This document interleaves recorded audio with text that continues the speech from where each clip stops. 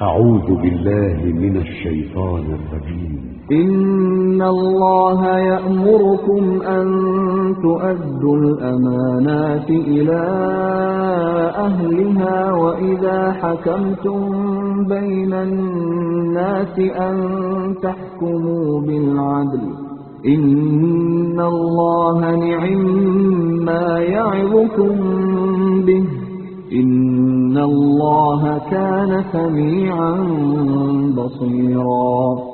بسم الله إن الحمد لله نحمده ونستعينه ونستهديه ونستغفره ونعوذ بالله من شرور أنفسنا ومن سيئات أعمالنا من يهدي الله فلا مضل له ومن يضلل فلا هادي له وأشهد أن لا إله إلا الله وحده لا شريك له وأشهد أن محمدا عبده ورسوله صلى الله عليه وعلى آله وأصحابه وسلم تسليما كثيرا أما بعد.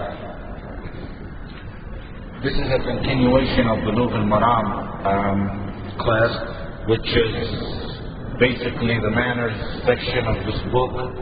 It's more focused to Muslim students of knowledge than anything else, so bear with us while we go through this.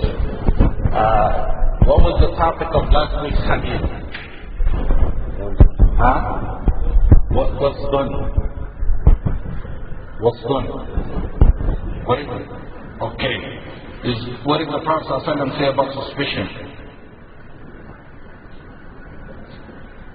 What was the hadith? English. Do you memorize it? إياكم والظن. What did the Prophet say about suspicion? Yeah. Suspicion is the most form. Is all suspicion haram? No. Okay, our topic last week was about suspicion, and we took nearly everything that relates to it, and the Prophet ﷺ deterred from it, but suspicion is not always bad. Sometimes it's good if there's a reason behind it. Today's topic is going to be about when you're placed in charge of people. When Allah places you in charge of someone else. Read the first hadith, please.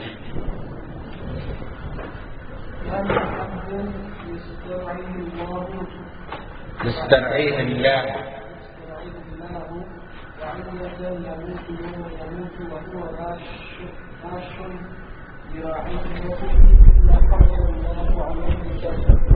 Read the English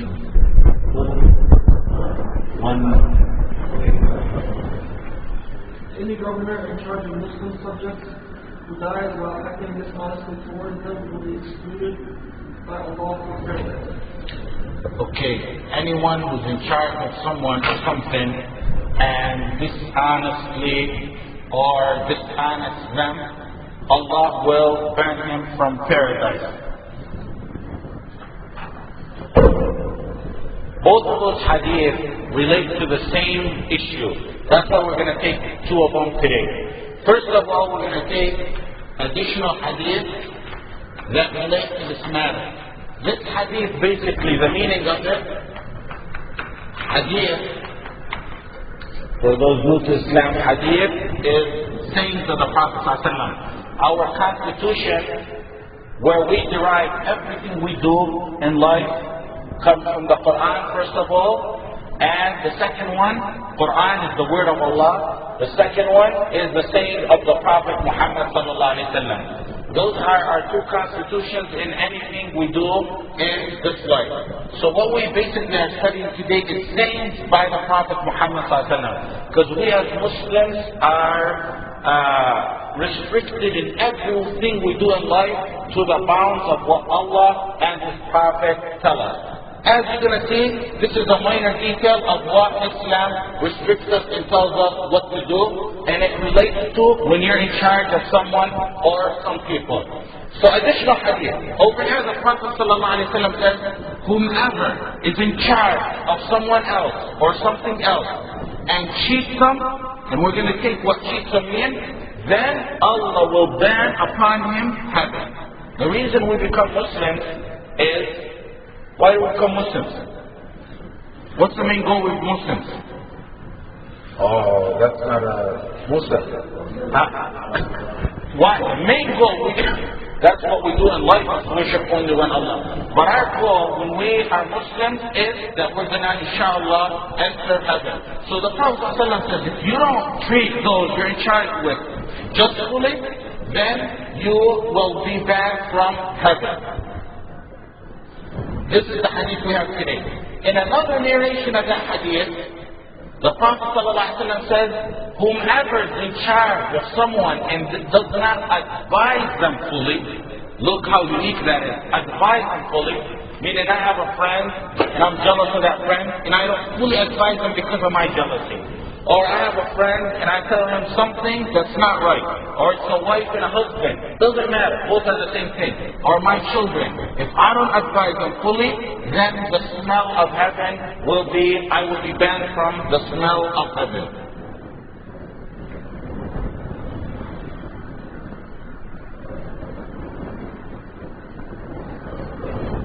This hadith is narrated by who?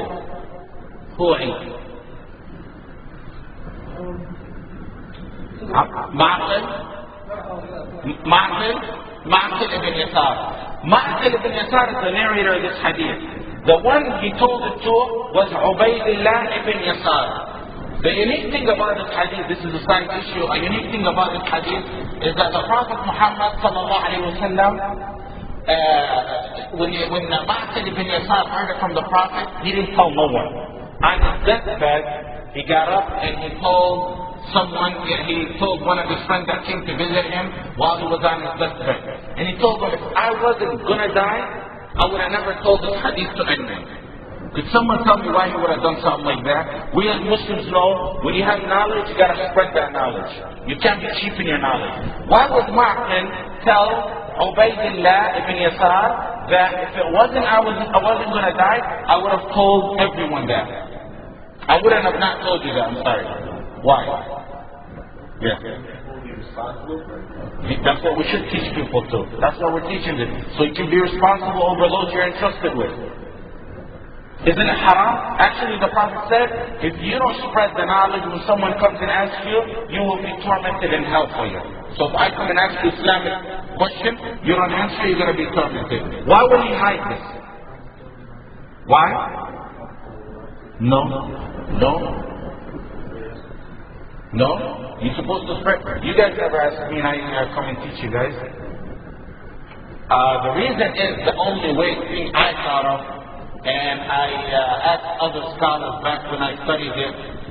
The only thing I thought of is that he taught people, this comes in many narrations as I told you. He might have taught other narrations to other people, which nearly resemble this hadith almost 100%. So he wanted to keep something for himself. It's just like me. I'm a jewelry dealer, and I have a lot of rings and gold.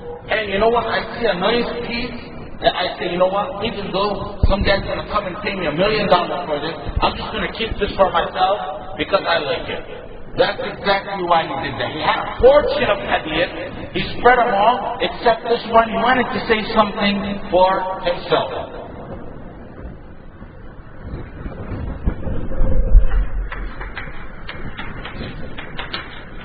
The Prophet ﷺ said, if you're in charge or entrusted with someone, then you better advise them rightfully and better not cheat them, otherwise you won't enter heaven. When you hear this hadith, the first thing that jumps into your mind usually is if you're a governor, if you're a king, if you're a president, and that's what really jumps to your mind. I'm the president, okay, I'm going to treat those I'm entrusted with rightfully. If I'm a governor, if I'm a mayor, then I'll treat them rightfully.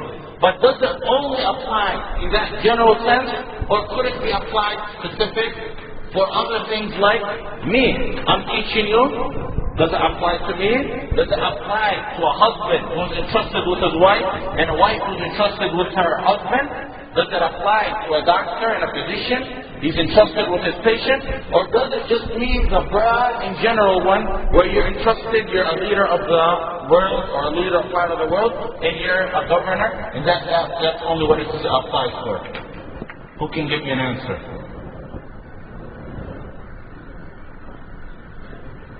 What? So general, but it doesn't apply to specific. So it doesn't apply to husband and wife, but it applies to the general leadership, right?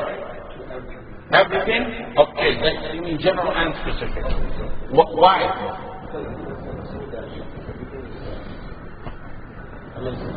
Actually, the way it's worded, you would imagine it applies only to a big leader.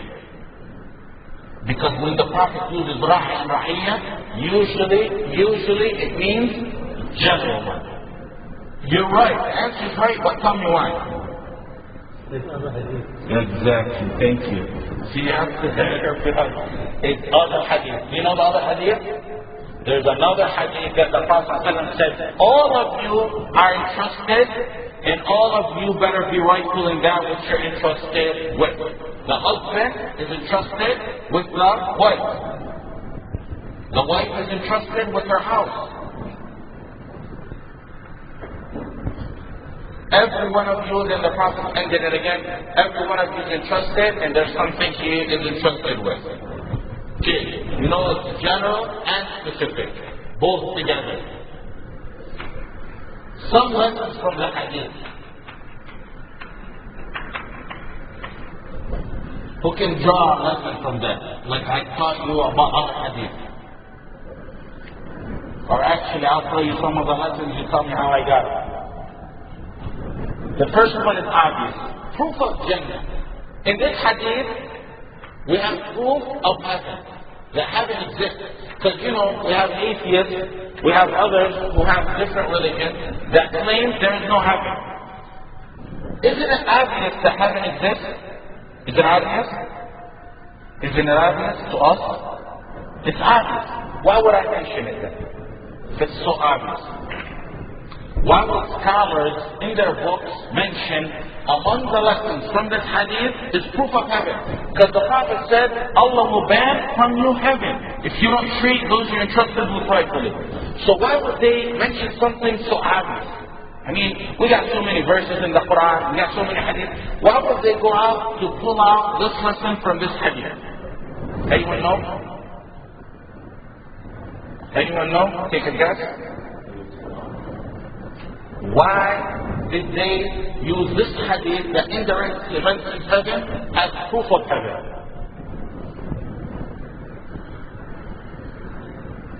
So, your lesson are one lesson you touch. You're what? Well, the two reasons why they mention it, is first of all, the more proof you have for heaven, what is it? The more assurance you got. If you got 10 proofs on something, is it like you have 100,000 proofs on something? Ibrahim alayhi salam. Does anyone doubt Ibrahim alayhi salam? Abraham, the messenger of Allah Abraham, he believed in death, right? And he believed in resurrection after death. That we're going to be resurrected and stand before Allah. What did he say in the Quran? In Surah Al-Baqarah. He asked Allah to show him how he takes away a soul and how he brings it back. And that's the story of the bird that you know. And Allah told him to take a bird and cut it into pieces. And that's exactly what he did. And then he told him to call it back, and when he calls it, that bird is going to become a bird with a soul resurrected back with a soul again and fly away. The point of that, the story's not the point of it. Why would Ibrahim ask for something like that? He didn't believe that there's life and resurrection and death, and that Allah can recreate? Assurance. As to لِيَطْمَئِنَّ قَلْبِي, he said in the Quran, to make my heart fully satisfied. So if you give me 10 proofs on heaven, I'll be satisfied. But if you give me another 1,000 proofs on heaven, that'll make me more satisfied. The second point that is mentioned is to show you how scholars pull out these unique lessons from a small and basic hadith. Second, that everything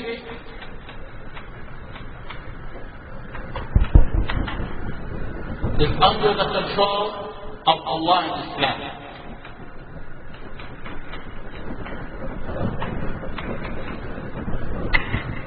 For example, that goes back to what I mentioned before I started the hadith.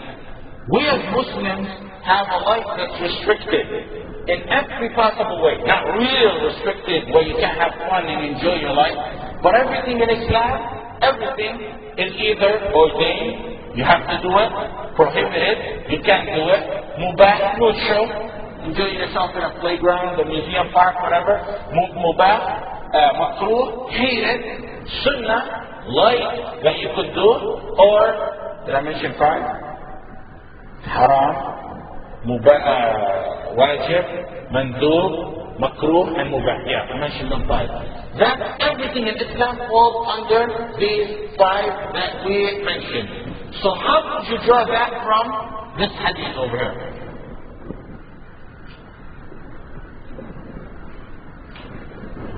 I have to answer all the questions.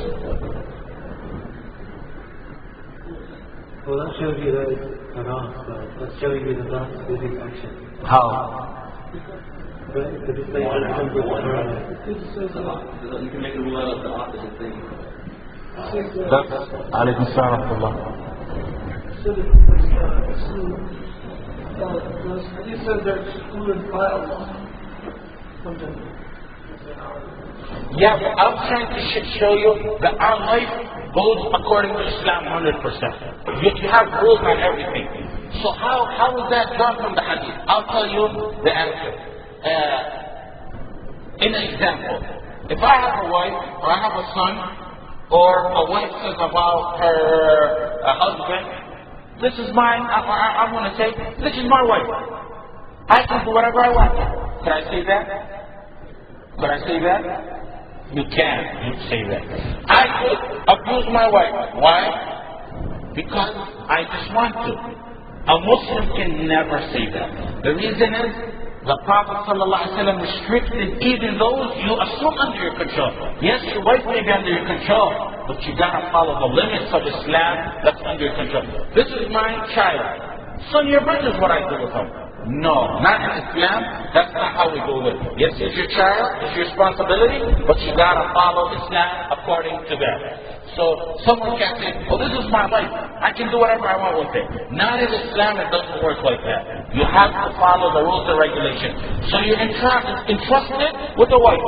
A wife is entrusted with a husband. You gotta follow the rules and regulations. You gotta follow them with your children. You gotta follow them with your own self. Allah trusted you with your own self. Allah trusted me with my own body. Can I go and jump on a river, stand at the edge of a bridge, and jump over in a river and commit suicide? No, because Allah trusted me with my own life, so I better watch out what I'm doing with my own life. That's the second lesson from this hadith.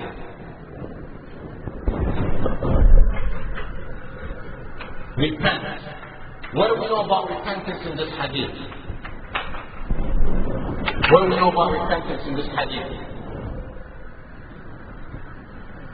As long as you repent before you die, then you're in a good shape. Why? Because the Prophet said, die doing this.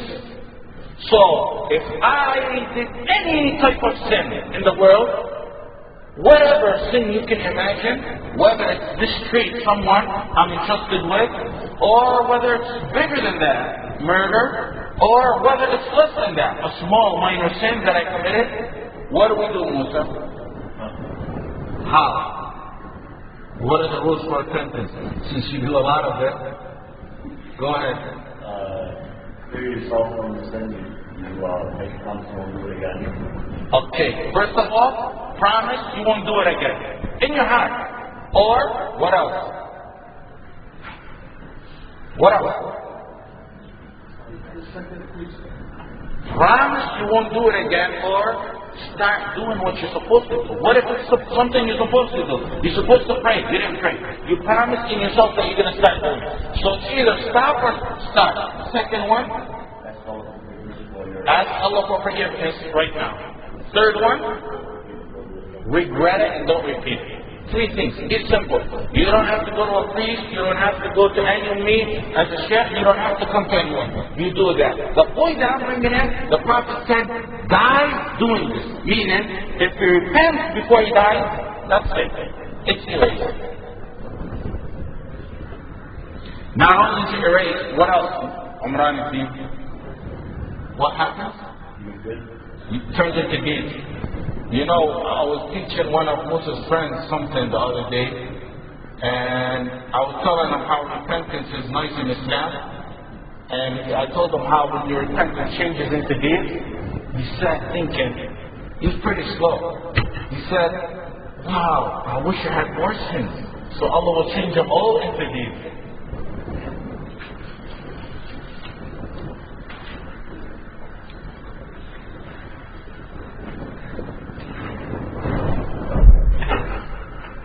Mistreating those you're entrusted with is a major sin. Who can tell me how so?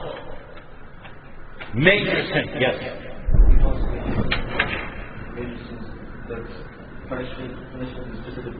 Combined to it. A punishment is combined to it.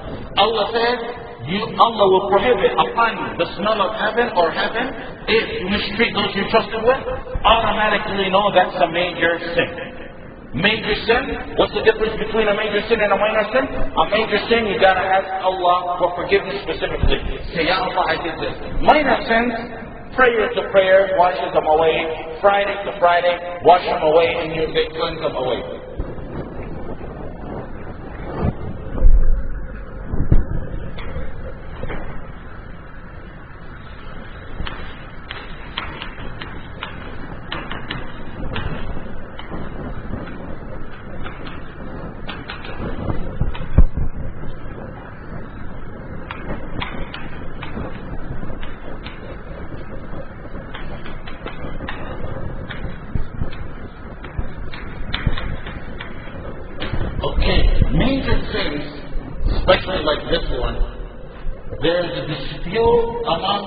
Muslim groups as to what Allah will do with them.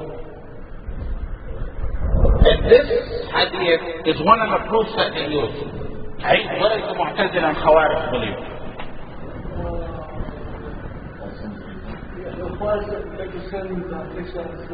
Take you out of Islam.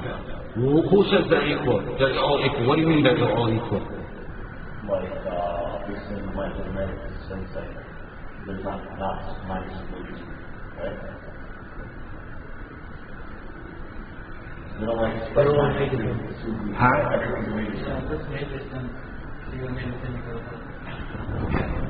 That's what he said, that's what and Khawarij. What's the Murji'a say?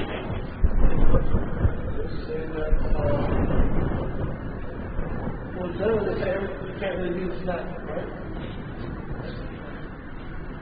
I'll tell you what it is. Mu'tazila and Khawarij believe any major sin you commit, you're a kafir. You're not a Muslim no more. That's wrong. That's their belief. And they use this as their proof. Doesn't this sound nice as proof for them? Look, the Prophet says that if you die committing the sin, you're never going to smell heaven. Who's the one who doesn't smell heaven? The non-Muslim. Okay. The Murji'a, on the other hand, they're on the radical other side. What's the common sense of what the other side is going to believe? All sins are equal and all sins don't matter at all. As long as you believe in your heart you're a Muslim, that's all that matters. That's what the modernists of the Muslims today believe. You go commit any sin you want, whatever sin you want, as long as you say you're Muslim, that's it. Not even. Some of them go to the extreme and saying, as long as you in your heart believe that there's just a God, and that's it, you know, that there's a God and there's only one God and Muhammad is the messenger, that's it. You're going to enter heaven. According to that, the devil, according to these people, the devil is really Muslim. Because the devil admitted Allah. In the Quran it says, Rabbi. All the time when he talks to Allah, he says, Oh Allah. So according to them, the devil is really going to enter heaven at the end, without being punished. According to this, most people, everyone who may commit a major sin is a kafir. What these people did, they took hadith like that and they used it as a proof. Where Allah says if you die committing this sin, you're going to be in hell forever. And like where Allah says if you kill someone, you're going to be in hell forever. We, Ahl Sunnah, what do we believe? Imran. What's our belief? On major sins. How? Tell me how. If you don't repent. This is if you don't repent. Let's assume you don't repent. We committed a major sin and we don't repent. What's Allah going to do to us? Are you Muslim or not?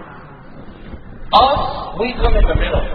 The believers, Ahlul Sunnah wal Jama'ah, we come in the middle. Always, when you find two radical groups in Islam, we, the followers of the Sunnah, come in the middle. What do we believe? We believe if you make a major sin and you don't repent, it's up to Allah. He could punish you and He could forgive you. If He punishes you, it's a temporary punishment until He forgives you to compensate for that sin, then you enter heaven. So we fall right in the middle. Now these people, their proof, what do they use as proof? They use the forgiveness of Allah as proof, that Allah forgives all sins. These ones use the proof like this one. We combine both of them. So I will reply to this hadith, yes, Allah said He will ban upon him heaven. However, in other hadith He said, anyone with a tiny drop of iman in his heart will be leaving hellfire if he indeed enters hellfire. We combine all proof and come with the conclusion that Allah will forgive even if you don't repent. And even if He doesn't forgive you, your end destiny will be to heaven. Who wants to repeat that? Who wants to reword it? The whole thing what I said. 3 groups, why each group says so, and who is the right group? No more? Yeah, right. What are they? You have to know it. Because we went over this a lot. Go ahead. The Fadla is they believe that you commit a major sin, then it takes you out of Islam. Takes you out of Islam. Alright. What's their proof? And that proof is hadith like this one. What? That Allah, major sins, He says you're going to enter hell. Then the next group? They say that if you, like, even if you commit a major sin, major or minor? Major or minor, you're still Muslim, you still go to heaven. Okay. And then what do they use as proof? General proofs of Allah's forgiveness. That in Allah Ghafur Rahim, that Allah will allow every Muslim entry to heaven at the end. So basically, they overwhelm the proofs of forgiveness. They take the scale all the way down and take the proofs of forgiveness. These people take all the proofs of sin and overwhelm it. We come at the Sunnah wal Jama'ah of what do we do? We believe that if you commit a major sin and you die on that sin, then Allah can forgive you or He can punish you for a time. In our proof, and we have other. What's our proof? We have other hadith. What do you reply to a verse like that? If you have a 9 years in mind, then you'll go to heaven. You add that to this, you only come with the conclusion that Allah will forgive you. So we took us all together.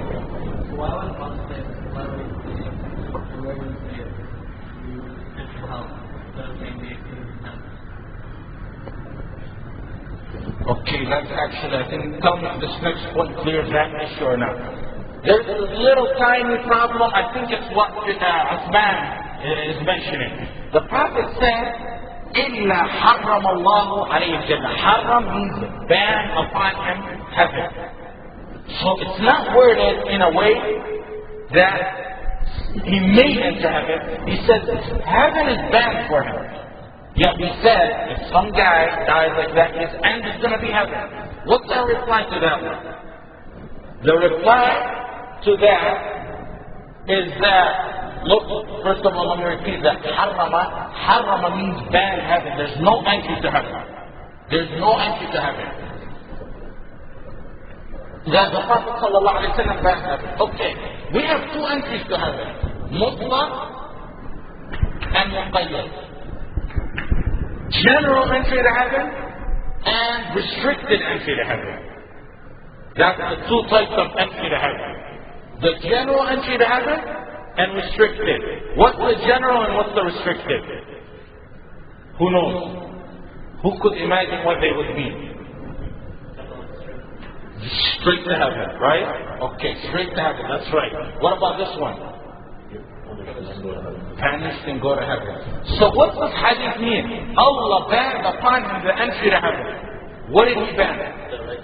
the direct general entrance to heaven. Direct general entrance to heaven.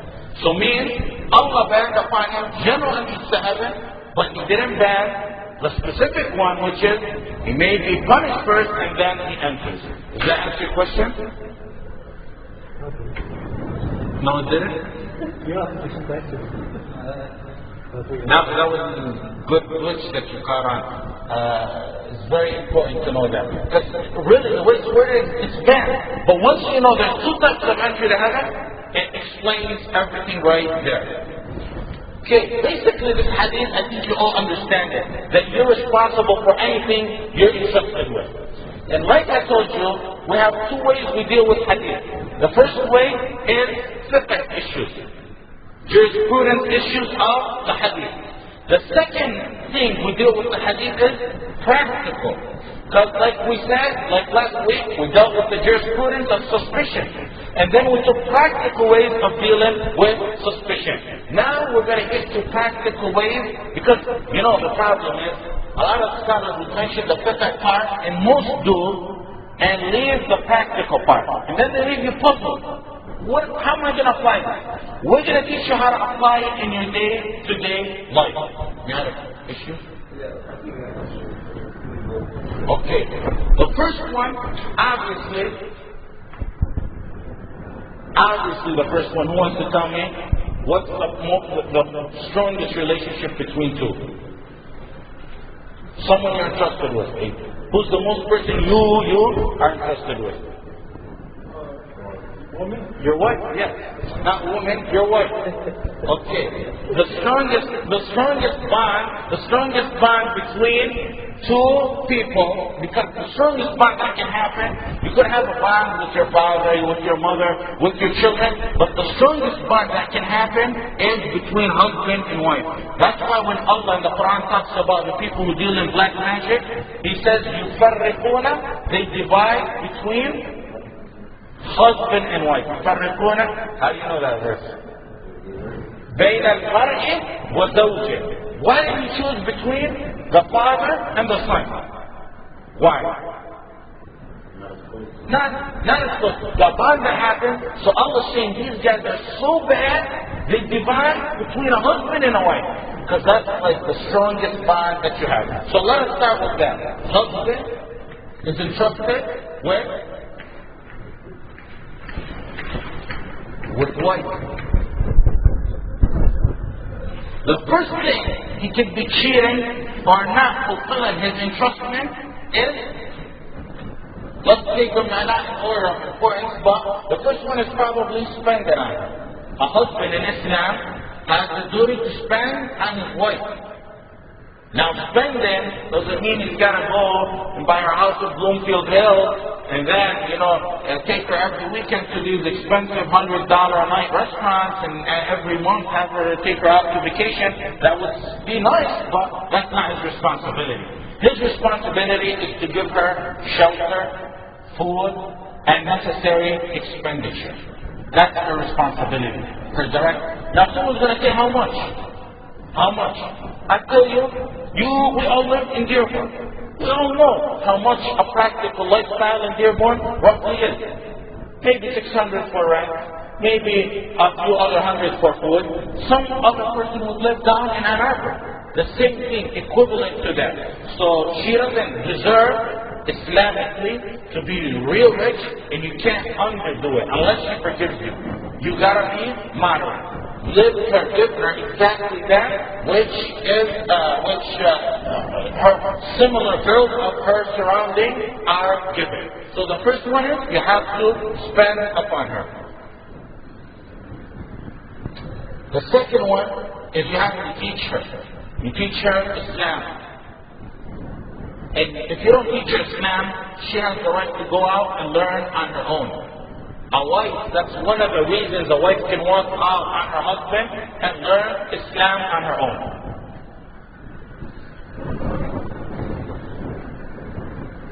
In Surah Al-Tahrim, verse number 6, Allah says, يا أيها الذين آمنوا قوا أنفسكم وأهليكم نارا وقودها الناس والحجارة O you who believe in Allah, secure yourselves and your families from hellfire. How could you secure your families and self from hellfire if you don't have the knowledge to know what's going to put you in heaven and what's going to put you in hell?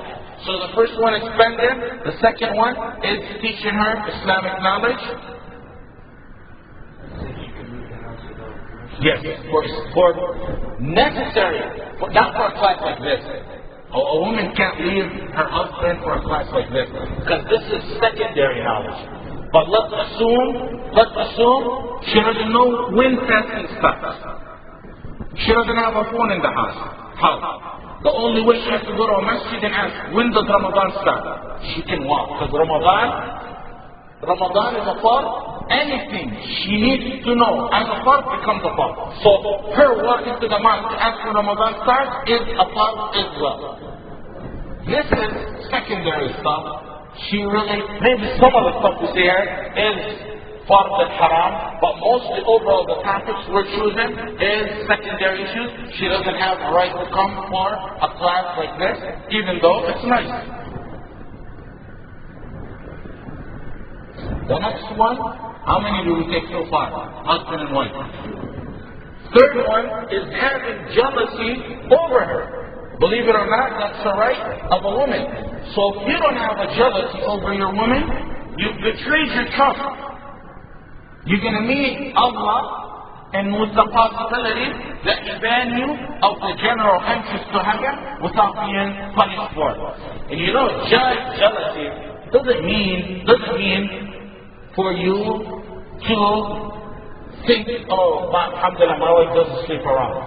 That's not jealousy in Islam. That's part of it. There's also additional jealousy, like, you know, a lot of you know the Palestinian weddings. You know how the Palestinian weddings are? We, the Palestinians, I could speak clearly because I'm Palestinian.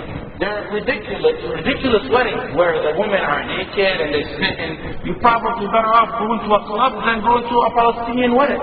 That's how filthy they are. And something like that, I mean, where's the jealousy of the man when all the girls are sitting, all the guys are sitting, looking at this guy's wife dancing, or his daughter, and he's taking her there, and she's dancing, and some of the guys say, how's my daughter going to get married if I don't make her dance like that?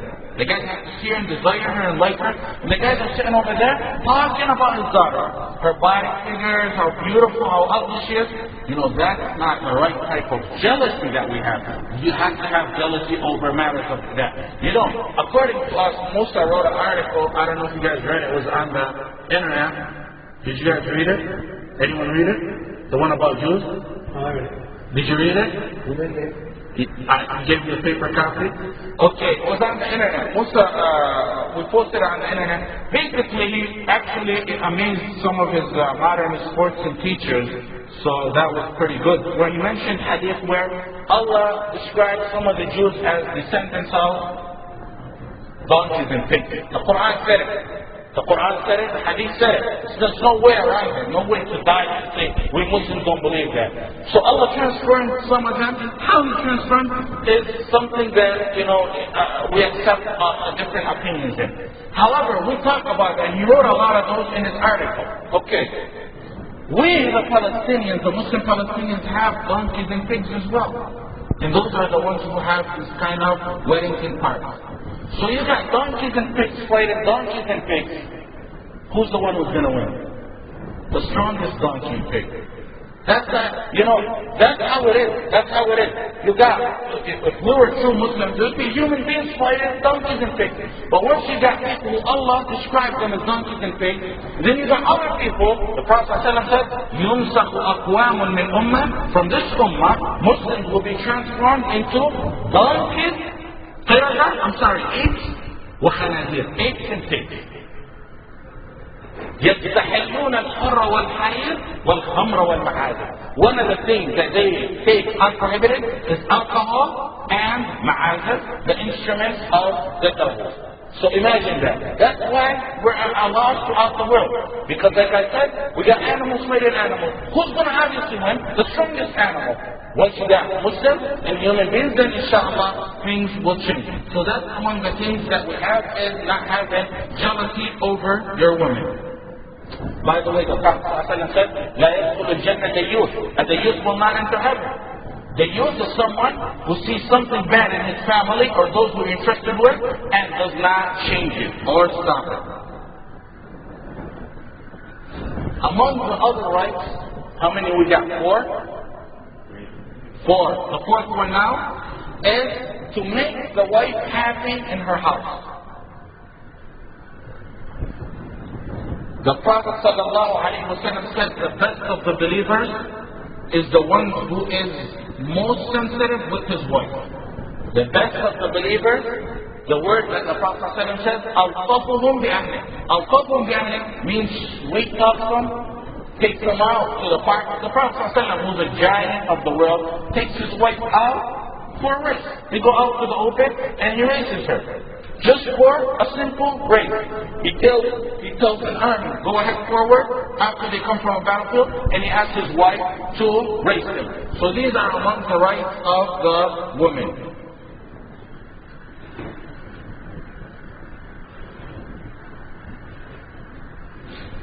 Some people, some Muslims, especially when early on when they get religious, they think part of being religious is to hold a snot between your eyes and be mad at your wife all the time. Just, brush her off, no romantic side to it. And that's the misconception that ignorant Muslims have. If you see the Prophet ﷺ in his life is, like I always say, what do I always say in the weddings I say? Remember? I tell you the Prophet ﷺ is more romantic than these supposed figures that we have, like Romeo and Juliet, and what's the other guy? What's the other guy? Leonardo DiCaprio. Remember I said that in your wedding, I said that in your wedding, I think. So the Prophet ﷺ has a lifestyle, he was like one of the best examples in Sahih al-Bukhari Muslim, where he would pick up a cup and sit and look for her lip mark and drink exactly where she drank from.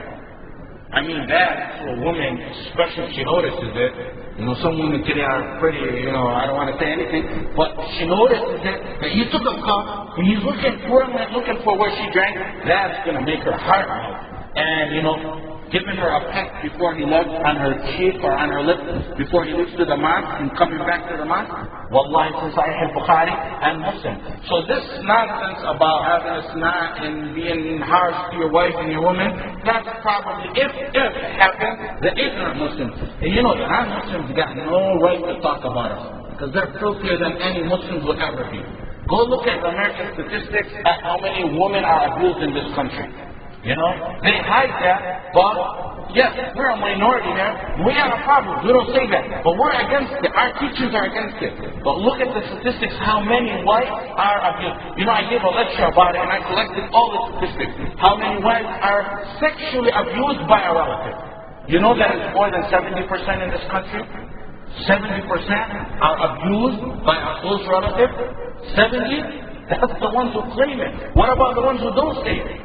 How many are abused not sexually, physically, mentally? Take the statistics like that, you see something that will terrify you. Yes, we got our problems, but we deal with them with the Quran and the Sunnah. Look at their problems as well.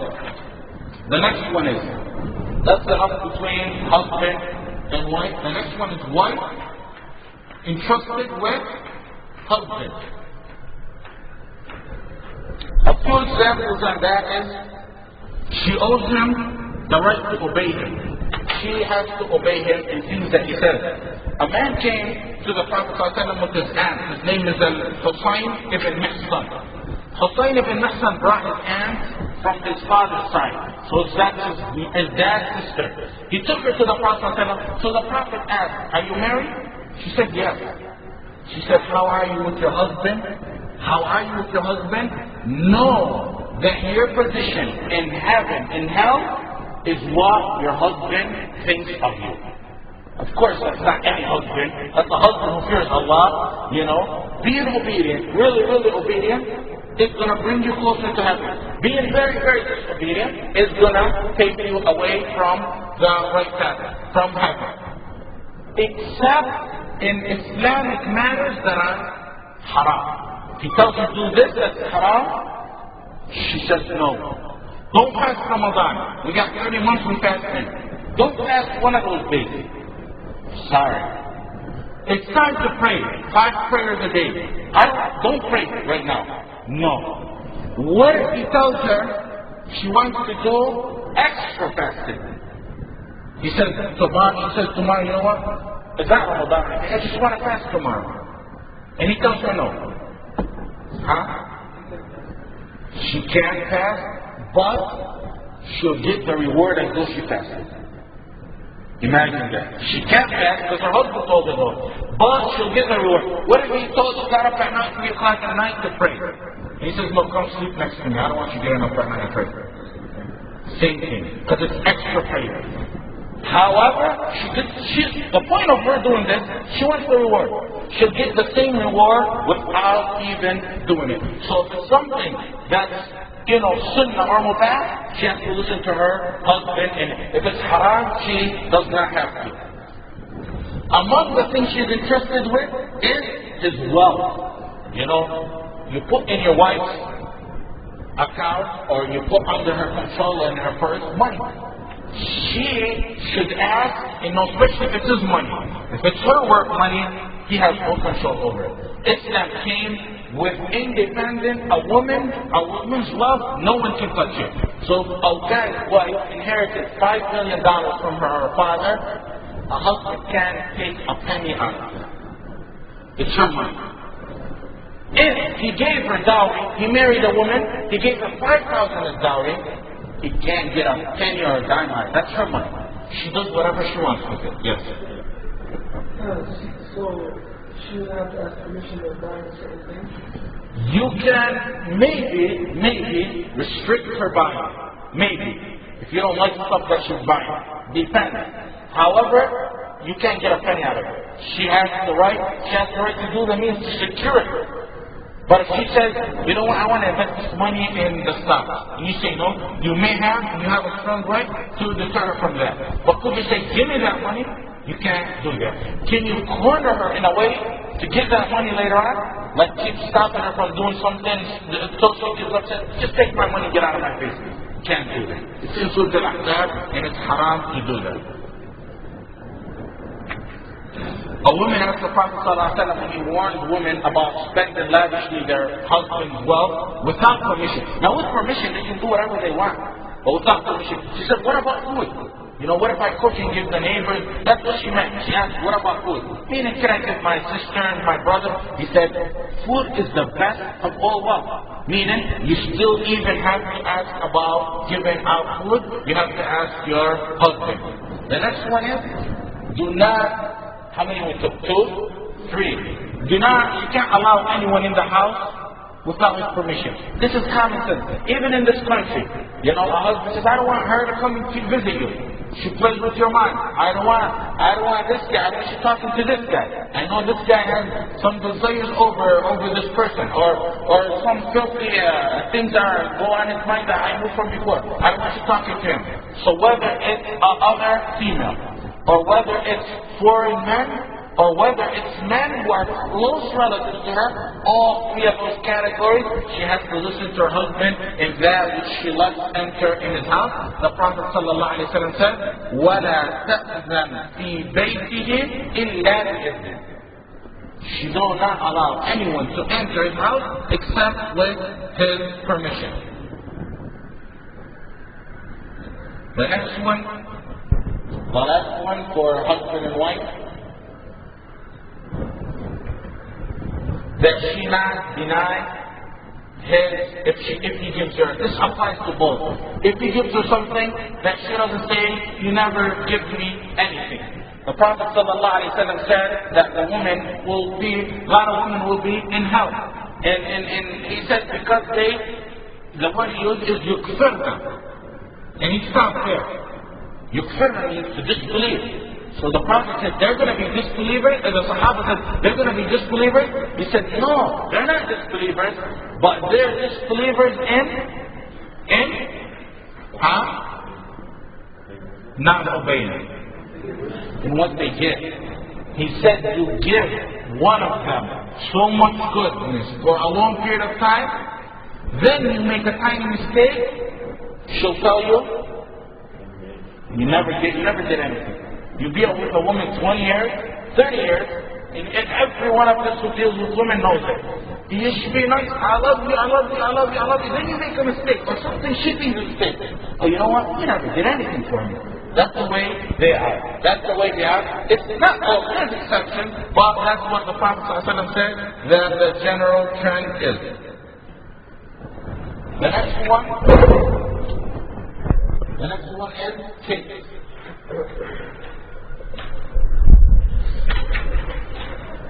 Who knows some of the rights kids have upon you as parents, or when you inshallah become parents in the future? Before, let's start before. What's the first right the first right your children have upon you right now? There you go. See that? That you choose a mother for them. Believe it or not, if you choose a bad mother for your children, you've betrayed your trust to your children. You've got to watch out about entry to heaven. Because the Prophet ﷺ told us to watch and be careful. You can't bring a prostitute and think this is going to raise my children. You can't bring someone who has some problems and issues and think this is... You got to choose the right woman for your children. The same is the opposite too. The wife has got to choose the right man to... Now you can't bring a bomb off the street and say this is going to bother my children. Well, what kind of children are you going to have? You know, Umar ibn Abdul Aziz, his great-great-grandfather is who? Umar ibn Khattab. Umar ibn Khattab was walking one time in the streets, in the alleys of Medina, in As'as, and he found a woman and a mother arguing. And As'as was like police patrolling at night, just like we have today. This was done by one of the Prophet's right-hand men, sallallahu alaihi wasallam. His name is Umar. He did it 14 centuries ago. He's the one who started it. So he's walking, he heard a mother and a daughter arguing. The mother is telling the daughter, add water to the yogurt. The daughter is saying, I can't add water to the yogurt because Umar, the leader, the governor of the Muslims, said don't do it. So the mother replied, where's Umar? He's away, he's sleeping, he's away, he's not dead yet. Umar was listening. The daughter replied, if Umar can't see us, Allah can see us. That's what makes us Muslims better. We don't do things not because we fear Allah, because we fear Allah. We fear Allah. Because you can get away around the law. And even if you get caught by Allah, it's nothing. But the problem is when you get caught with Allah. So what happened? He marked an X in front of the door because it was night time. He went the next day and he asked for his son. He said, which one of you wants to marry her? They all said, none of us want. He said, children. And he said, you guys better marry her or I'll marry her. And then when he said that, one of the sons married that young girl. Out of that person, out of those two grandparents, came a man later on, about 70 or 80 years later, their great-grandchild, his name is Umar ibn Abdul Aziz. When the Islamic Ummah divided, the Muslims divided throughout the world, the guy who united the whole world in 2.5 years was a man called Umar ibn Abdul Aziz. The reason he turned out to be so good, because Umar knew how to choose not his parents, but his grandparents, but his great-grandparents were chosen by Umar radiallahu anhu. During his time, Umar ibn Abdul Aziz used to send a caravan to walk around the world of his time, and say, is there anyone poor that needs money? Is there anyone who needs to get married, needs money? Is there anyone who has a debt that needs to get married? If the caravan would come back and it's untouched, and Umar would ask them, Umar ibn Abdul Aziz, didn't I tell you guys to go around and ask if there? He said, we did. No one needs anything. You made everyone rich. So you go around and say, ask the non-Muslims, the people of the book, the Christians, the Jews, maybe they need something. They as well were rich. He said, okay, go buy seeds and take them to the mountains where the birds are far away from civilization and pour seeds for too much money, nothing to do with it. Pour seeds for the birds over there. That's how rich the Islamic Ummah did. And you know when he died, when he got unique fingers, the Christian priests and bishops cried over him more than the Muslims did. Because they were a little bit first time deprived of some of their rights, he brought them back their rights. Okay, so the first one is choosing the mother, choosing the husband. Who can tell me another thing early on in the days? Name. Choosing a name for your child. You choose a bad name, you betray your trust. You choose a haram name, you betray the trust. The Prophet ﷺ used to always, anyone who came to him with a bad name, change it. You know how many, when someone enters Islam, and his name is Mike or Fred or John or whatever you may think of it. And do we change their name? Do it? Most of them do change their name. But it's Islamically right too, you don't have to. They can keep their name. As long as their name isn't a filthy bad name, they keep it. They keep their name. When it was a bad name, I think it's not right for those who convert to have another name. Because the Prophet never did it. As long as their name was nothing wrong with it, they keep their own name and that's all. When it was a bad name, like the slave of the sun, the Prophet would change it, the slave of Allah. Ibn Umar, one time, he came with a daughter, and his daughter's name was Asiya. Asiya, he just had a newborn, and he called her Asiya. What's Asiya mean? What's Asiya? What is it? Disobedient or sinful. So the Prophet ﷺ changed her name, and he named her Jamila, beautiful. You change your name to Jamila, which is beautiful. The next, yes. What was the name? Asya. That's Asya. This one's Asya.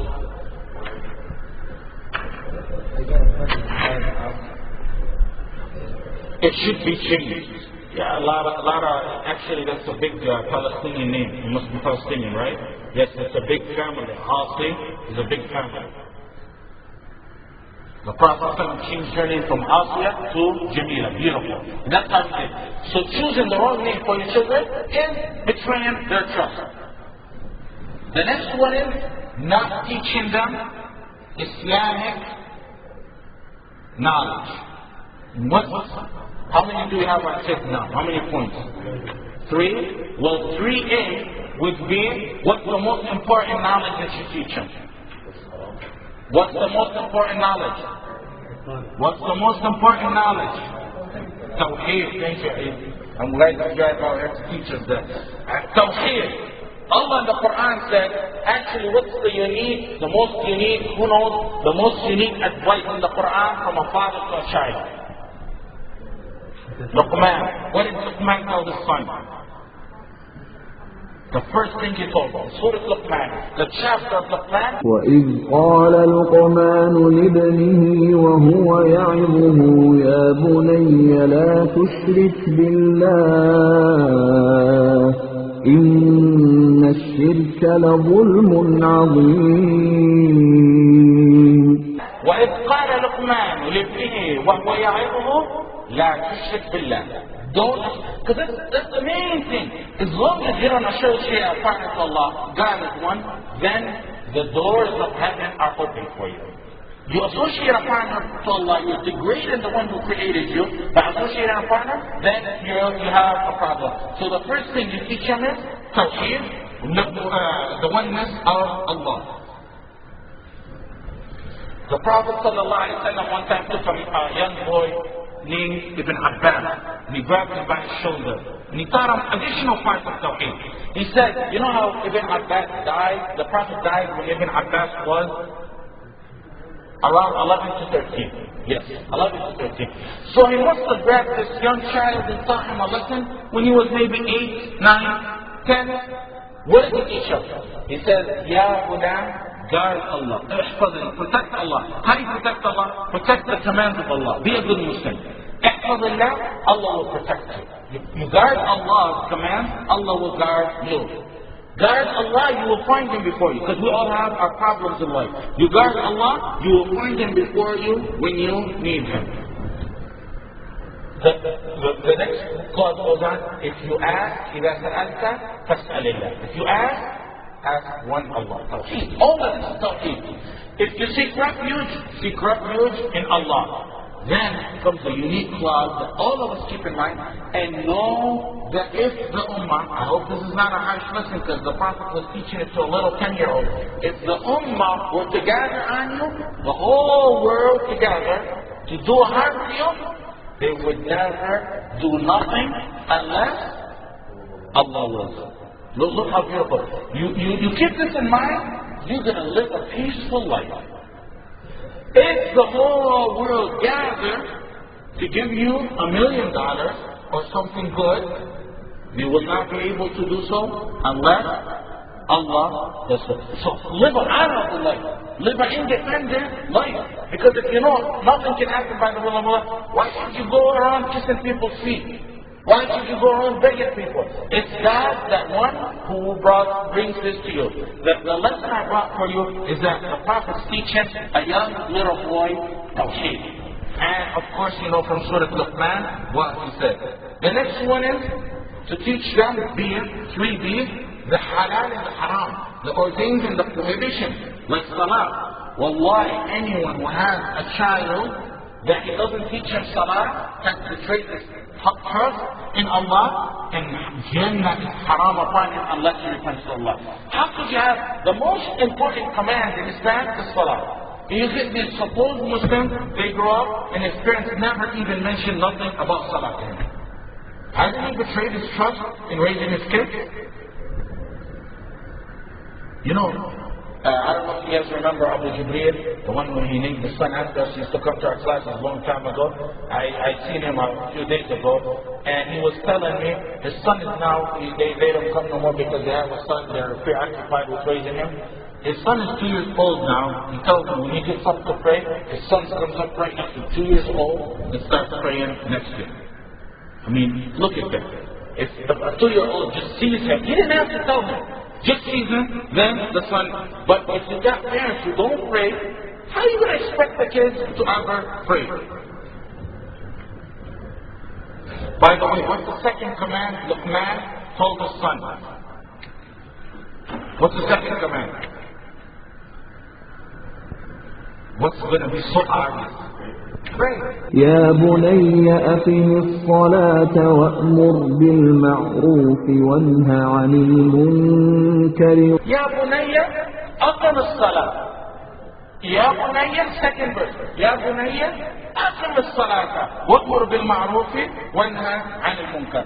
The next one after the halal and the haram, we see in your outline, would be to teach your children manners. Just like this manners that we're teaching people, like no backbiting, no gossiping. When elders are around, respect them. Believe it or not, one time the Prophet was in a gathering when a young boy, you know how you get some little kids that have a big mouth, or not saying something disrespectful, but there's old elders talking and he has to give his input in a disrespectful way. The Prophet ﷺ told him, let the elders speak. Imagine something like that. The Prophet ﷺ said, he's not one of us who doesn't respect his elders. So manners in general are the third aspect of learning that you have to keep in mind. What you come from your wedding, Yusuf? You look for your stuff, that's not normal. You can share with us, go ahead. The next point you gotta keep with your kids is being just with your children.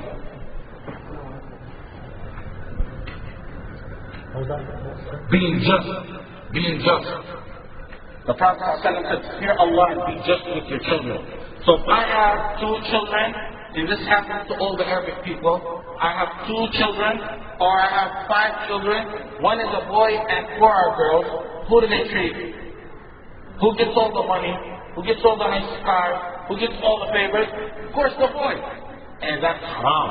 That's haram. You gotta treat your children equally. The Prophet says, fear Allah and treat your children equally. If I don't treat them equally, I betrayed my trust in raising my kids.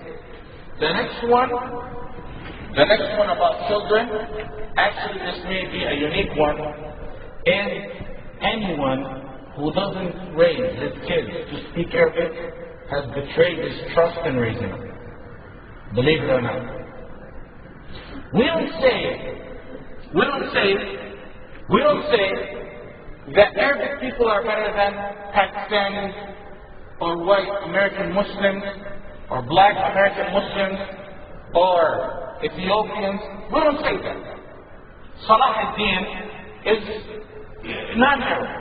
Most of the books that we have in our houses, Tirmidhi, and Nasa'i, and Bukhari, Ibn Majah, all these are non-Arabs, believe it or not. Non-Arabs in the sense. But their Arabic is better than my Arabic. They learn Arabic. I mean, yes, their families and tribes are not Arabic, yes, but they spoke Arabic fluently, more fluent than original Arabic spoken. The only way to truly understand Islam is through the Arabic language. Anyone who does not raise his kids to speak Arabic has betrayed their trust. Wallah. Because you cannot, first of all, the Quran, I don't care how many times you try to read it in English, you get an overall understanding. It's very nice for beginners. I'm not saying you jump go tomorrow and learn Arabic, but show some steps in learning it. Some people don't learn it and don't want to learn it. You've betrayed some people's parents didn't help them in the beginning. It's your duty to go out and learn Arabic, the language of the Quran. Ibn Taymiyyah, in a book, the book that I always mention, Iqtidat al-Sirat al-Mustaqim, page 203, he says, the Arabic language is the slogan of Islam and its people, and it's not right for Muslims to use as their main language other than that. The Prophet ﷺ said, believe it or not, in a hadith by Ibn Umar, Ibn Taymiyyah, Ibn Taymiyyah said the Arabic language is the slogan of the Muslims, and it's not permissible for Muslims to use as a main language of other than that.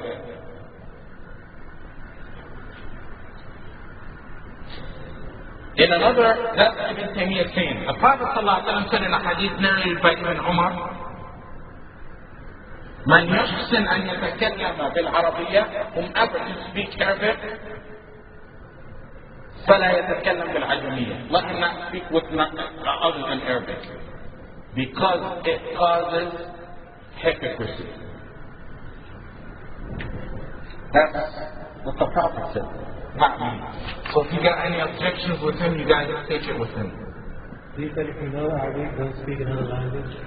Don't speak other than Arabic because it creates or causes hypocrisy.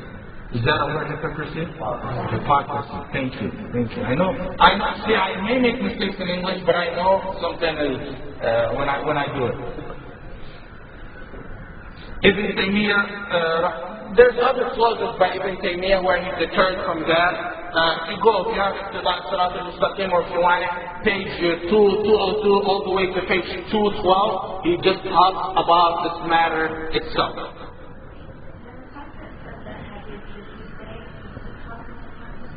Yes, that's part of the hadith. The hadith in Arabic, من يحسن أن يتكلم بالعربية فلا يتكلم بالعجمية فإنه يورث النفاق. What time is it? 8:20? Okay. The next one about kids, how many we have? 3, right? 5? 6 is not watching. For example, I bring the internet for my children. I just can't let them do whatever they want. I have to watch what they do. Because I'm entrusted with them, I have to supervise what they do. The same thing with the channels. You could bring a satellite dish, and it has the good channels, it has the bad channels. I can't just let them do whatever they want. Otherwise, I have betrayed my trust to them, and Allah will ban upon me heaven if I don't take care of that. The general. What's the general responsibility? When we mean general responsibility, the general, the Khalifa, the leader of the government, like we mentioned. We took husband and wife, we took wife with husband, we took what's entrusted with the kid, and now take the general. The general one now is me if I'm the mayor or the leader or the governor. Among the things that are obvious, which all our Arabic countries do in betraying their trust, you can't have places for usury. You can't have places of sinning. Like in our countries, they have in the decent countries, the decent ones, they have the sins committed in the five-star hotels rather than in the public opening, where alcohol and the prohibitions go on. You can't have more than that. I betray my trust with the people I govern if I don't govern by Islam. And of course, we don't have an Islamic country that does so. And so on. You take the example, I don't want to elaborate on that because, you know, I'm a practical guy. I only elaborate in detail on the things that are practical to us. This one, inshallah, when we have a Khalifa, you guys can come back to me and we'll talk about it. The other way, the opposite. Let's assume there was a Khalifa. How do I betray my trust to him? Now, you have to give him obedience. If we have a leader, 100% obedience. You know the obedience between husband and wife that I mentioned earlier, where the husband tells you can't pray at night? If the Khalifa says that, you guys at night time, you guys don't pray at night, we're going to work a midnight shift. We're going to build a tunnel in a mountain, and all night long instead of praying, you got to listen to him. If he says, your wealth and your money all belong to me, you obey him. We owe the obedience to a Muslim leader, Khalifa, that the Muslims choose. Okay, let's move on. Who knows other examples? Other examples like this. A Muslim to a Muslim. Like what? Give me some examples. A Muslim to a Muslim, what? Backbiting, you betray his trust. Advise him, he comes to give me advice, you can't betray him. They betray his advice. More practical, doctor. I'm a doctor, I gotta take care of my patients. See, that's why I always say, if God forbid I needed an operation, I would rather have it done overseas, maybe in Ethiopia or Africa, than have it done over here. Honestly. I'm not joking. I always say that. Because, you know, the doctor that's going to handle you, for example, maybe in Jordan, I would probably Jordan, they have decent medical treatment. Not as good as here, but decent. I would rather have it there. Because that guy who's going to operate on you fears Allah. He doesn't fear a malpractice suit. He fears Allah. He does anything wrong, he's going to fear Allah. Wallah. That's good for you. The guy over here, it's, you know, they do hundreds of operations. They don't fear Allah. They fear a malpractice suit. Or we could do this because we're going to get away. There's a clause that'll get us away. You know, the malpractice cases have gone down. We could do this and that. Rarely would you find some of them that have human care to another person. But once you have a guy who fears Allah on you, then you rest assured, inshallah, he's going to be good. That's why this applies not only to husband and wife, or wife and a husband, or your children. I'm a doctor, I better not betray the trust. Your hands better be shaken when you're doing the operation. But it's not shaken from a malpractice suit, it's shaken from Allah that you do something to harm another human being. Another one is a teacher. A teacher. You're a teacher in any school. First of all, among betraying the trust, we as teachers, you don't come. The appointment starts 7 o'clock. You don't go there 7:30. You chip off a half an hour, and you leave another half an hour earlier. That's not the way. That's betraying the trust. Betraying the trust is not teaching them the right information. Betraying the trust is not helping them in matters that you're supposed to help them in. You know, I was sitting with a teacher in Fortune. What's his name was it? That guy that was sitting on the porch. Shaykh. I was sitting with him some time ago, and I told him, you got PhD. What are you doing in Fortune? Go to any university. He told me, the reason I teach in Fortune is because I raise kids on Arabic nationalism. He's an Arabic nationalist. This died, it's in the past. It died in the 60s. Stupid ideology that, you know, no one can comprehend. He told me, I like to teach them and raise them on Arabic. I said, how? I go, how?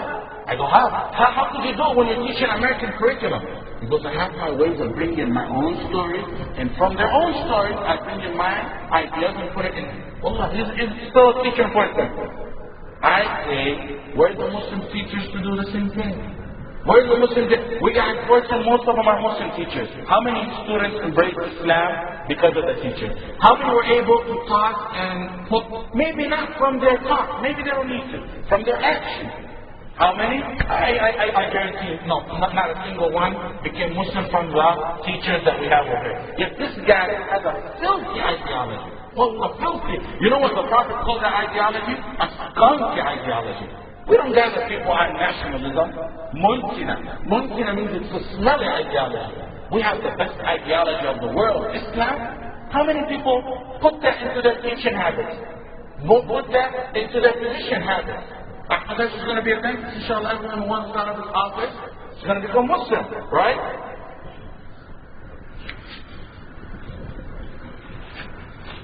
Okay, that's all we need on this hadith. Let's quickly go to the next hadith.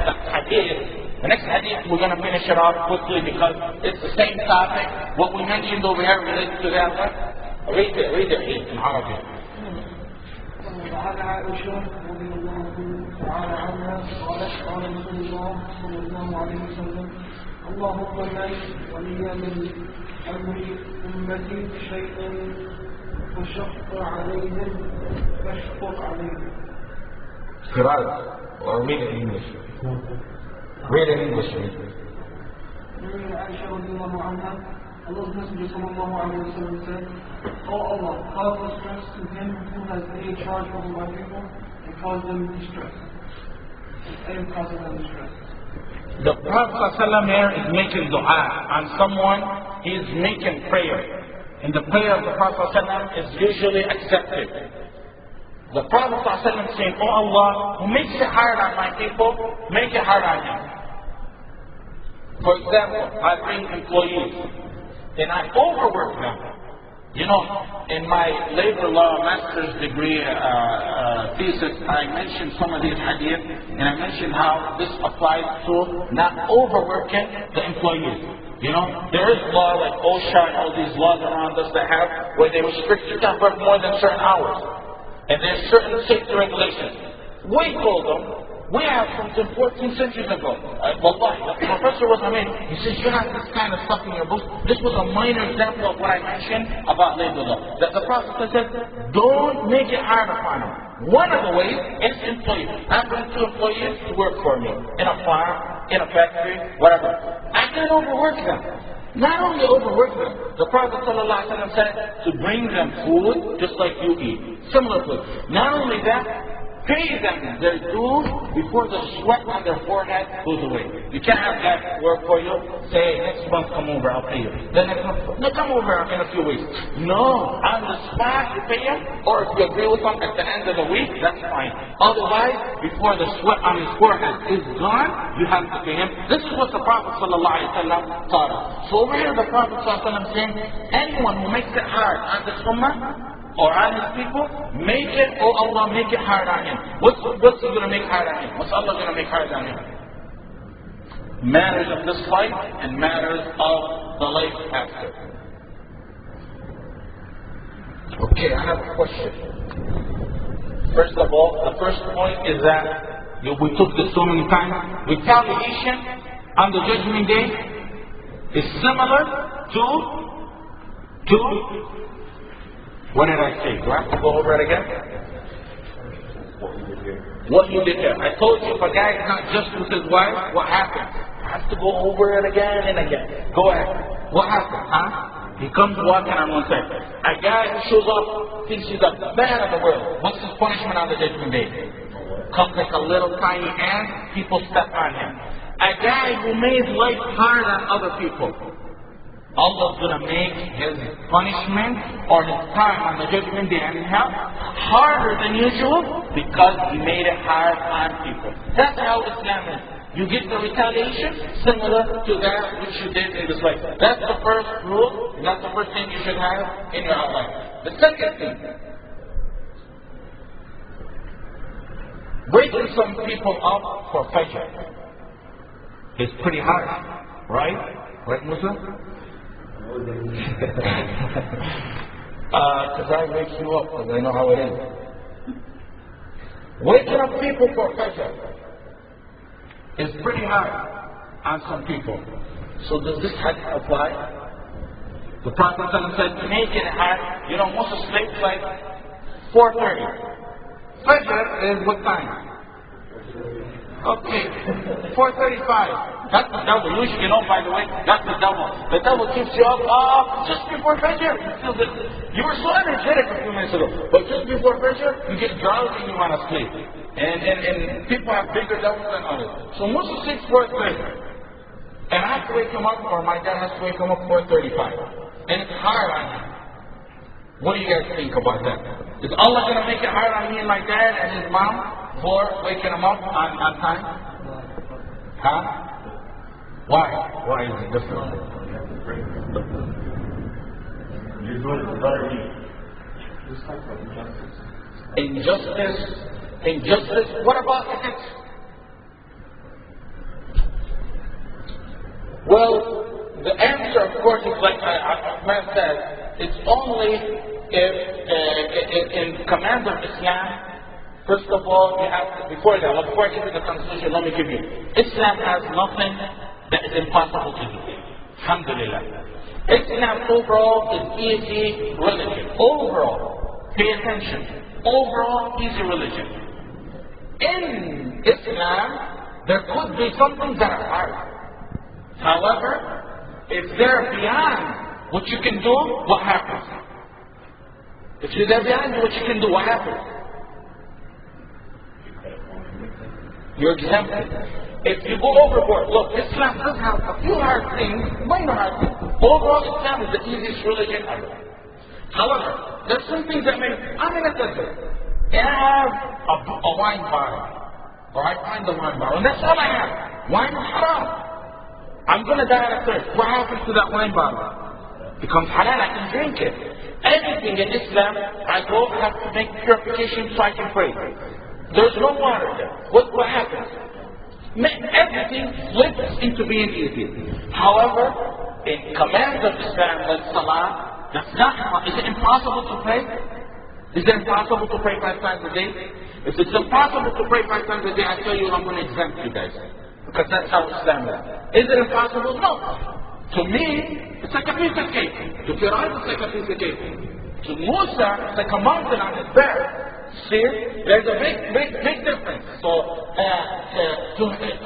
the question is it possible or impossible? It's possible. So you have to pray on time. You have to pray and pray on time. A unique thing in Islam is that Allah says in Surah An-Nur about other issues in this included. وَلَا تَأْخُذْكُمْ بِهِمَا رَأْفَةٌ فِي دِينِ اللَّهِ إِن كُنتُمْ تُؤْمِنُونَ بِاللَّهِ وَالْيَوْمِ الْآخِرِ فَلَا تَأْخُذْكُمْ بِهِمَا رَأْفَةٌ. Don't have mercy over them في دين الله. Don't have mercy over those you're entrusted with. في دين الله, if you believe. So example, someone who stole in Islam over a certain amount of money, what's his punishment? Cut his hand off. Okay, to me really, I hate to see a guy's hand get cut off. I think every single person would hate to see a guy's hand get cut off. Do I let my emotions and say, oh, this is a hardship on him, he's going to live the rest of his life without a hand? Stay and take me away? No. Have no mercy. The commands of Islam, you gotta be tough with them. Someone says, you know what? Teenagers of our time say, you know what? I need to smoke marijuana or do crack or do... If I don't do it, it's going to be hard on me. They come to me as a parent. Do I say, you know what? I want to be easy because I want this hadith to apply. Go ahead, do drugs. Do whatever you have to do. No. Don't have mercy. So this hadith in haram and halal, we don't have nothing that's hard beyond you physically being able to do it. If you tell me it's you can't do it physically, then we tell you it changes into being something lenient. That's the rule of Islam. But when it's possible for you to do it, then you have to do it. This hadith right here does not apply. I have no idea. It's in the beginning of Surah An-Nur.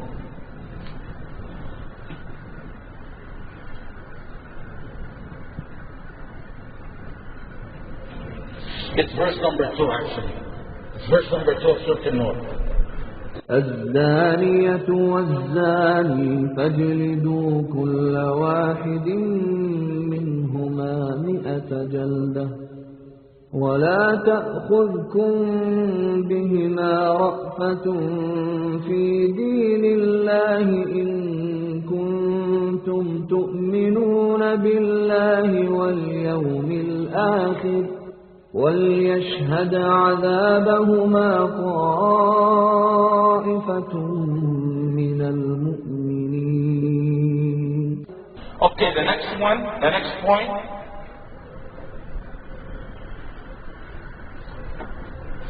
That the more lenient you are, keep this in a fact of life. Allah's going to put you in charge. You're going to be a manager. You're going to be a supervisor. You're going to be a physician. All of you are, mashallah, educated and have a great, bright future. You're going to have people working under you. All of you. The more lenient you are to those people, the more lenient Allah will be to you in this life and in the life after. The harsher you are to people under you, you get people that are supposed to be Muslims. As soon as you put them in a position, it's a living hell to work around. Allah's going to make it hard on them in this life and in the life after. The next point, how many points do I have so far? What's the first one? 8. Okay, the second one? Islamic ordains and punishments are not fall under this hadith. The third one? Okay. The next one is how merciful the Prophet ﷺ is to us. How merciful, in part, when his thoughts were about being merciful to us. Who can tell me that from this hadith? How do we learn that the Prophet's merciful to us from this hadith? You know, the Prophet's mercy is to the universe. Allah brought His mercy to the universe. Allah said, وَمَا أَرْسَلْنَاكَ إِلَّا رَحْمَةً لِلْعَالَمِينَ. وَمَا أَرْسَلْنَاكَ إِلَّا رَحْمَةً لِلْعَالَمِينَ. Not to Muslims, but to Muslims, to non-Muslims. Not to non-Muslims, to animals as well. You know that the Prophet ﷺ, his mercy was, one time he was in the army, and some guy seen a nest, and he took the little baby birds out, he took them with him. And the mother went to the Prophet, all the way in front of the army, and she complained. A bird complained to the Prophet ﷺ that one of the soldiers had taken her little baby. And so the Prophet stopped the whole army. He said, "Man faja'a hadhihi biwaladayha." Who scared this woman, this bird, and with her little 2 babies? And the Sahaba said, I have her 2 baby birds. So the Prophet ﷺ said, give them back to her. The same happened with a prey in the desert. The Prophet ﷺ seen them tied, and they wanted to, I don't remember what kind of animal it is, they wanted to slaughter him and eat him. He said, I have kids over there that I want to feed. Let me feed them and come back. The Prophet ﷺ said, I guarantee you who will come back. The animal flocked to the Prophet ﷺ. He went, fed his little babies, and came back. And went and fed his little babies and came back. He told the Prophet ﷺ, assured him that he will come back. And then the Prophet ﷺ had left. He's a mercy, as I said, to Muslims, non-Muslims, to everyone. Mercy to us, his people. So how is this hadith showing you the mercy? When you make dua on someone, the Prophet makes prayer on someone for making it hard upon us. That's like a mother seeing her son in a problem. And someone is causing that problem to her son. What's the mother going to say? May Allah do this and this to that person. That's exactly how your Prophet ﷺ is. On the Judgment Day, His mercy on the Judgment Day, uniquely, and something rarely anyone pays attention to, most of the hadith, when you go to the messengers for intercession, you go to Noah, go to Noah, go to Musa, Moses, you go to Isa, what do they say? What do they say? Nafsi, nafsi. Myself. What does the Prophet ﷺ say? Ummati. Thank you. How do you know that? Thank you very much. Pay attention to how the Prophet ﷺ said, Ummati, Ummati, and all the other messengers said, Nafsi, Nafsi. That the Prophet's worry is his people, and the other messengers say, Nafsi, Nafsi. So the Prophet ﷺ, I compare the Prophet ﷺ on the Judgment Day like a bride's mother. You know how a bride's mother is? On a day of her daughter's wedding, how is she? She's running around, making sure everyone is happy, making sure her daughter's happy. That's how the Prophet ﷺ is on the Judgment Day. Running around from one area to another, making sure no one enters hellfire with his intercession. Anas ibn Malik told the Prophet ﷺ, I want to see you on the Judgment Day. Where are you going to be? He told him, you'll find me by the scale, where your deeds and sins are. He says, but what if I don't find you by the scale? Where am I going to find you? He goes, you'll find me by the bridge, the sirat that you have to go over to go into heaven. He says, what if I don't find you there? He said, you'll find me in Mizan, the-sirat, al-hawd. The Prophet ﷺ's promise. He said, you'll find me by the pond. Those are the three things where the Prophet ﷺ will be. Why didn't he just tell him, okay, find me by the pond? Because the Prophet's running around, making sure none of his followers is merciful to them. Not only was he merciful to his enemies in Mecca when he got power over the people who killed him, his people. They slaughtered his people. They used to take them in the hot sun and punish them. They used to degrade the Prophet ﷺ in the worst kind of demeanor you could ever imagine. When he got a hold of them, and they were literally under his feet, he was standing on the Kaaba, and they were under his feet, he could have ordered his 10,000 men to slaughter them, none of them. These guys were people who fought about his honor. These guys were people who killed anyone who became Muslim, they slashed his neck out. The Prophet ﷺ said, "Idhabu fa'antum, go. You're free to go. Idhabu fa'antum al-tulaqa." That's how His mercy was to everyone. So His mercy, more than that, is to us. He's worried about people who oppress others, and He's making dua upon them, sallallahu alayhi wa sallam. The next point on this hadith, the next lesson, is that you can take your rights if someone takes a right from you. If someone comes and takes a right from me, I can go back, like we always say, and take that right back. Someone stole $1,000 from me, I have the right, if I don't find the legal means, to get that $1,000 back one way or the other. How do we know that? That the Prophet ﷺ here gave dua, made dua to a weak one. Why did he make dua? Because usually when you're under the control of someone, he has the power over you. You really can't do nothing. So the Prophet got your retaliation back and made dua on that person. The last point is making dua to someone who are oppressors or sinners is permissible because of this hadith. With this we'll conclude the explanation of these two hadiths. What time is it, Musa? You know, a unique thing that happened. Actually today we call her a sister, called and asked about some questions in Islam. And as you know in the Quran, Allah says, فَمَنْ يُرِدِ اللَّهُ أَنْ يَهْدِيَهُ يَشْرَحْ صَدْرَهُ لِلْإِسْلَامِ فَمَنْ يُرِدِ اللَّهُ أَنْ يَهْدِيَهُ يَشْرَحْ صَدْرَهُ لِلْإِسْلَامِ. Whomever Allah wants to open his heart to the truth will guide him to Islam. Whomever wants to lead astray, he will lead astray. So listen to how unique that is.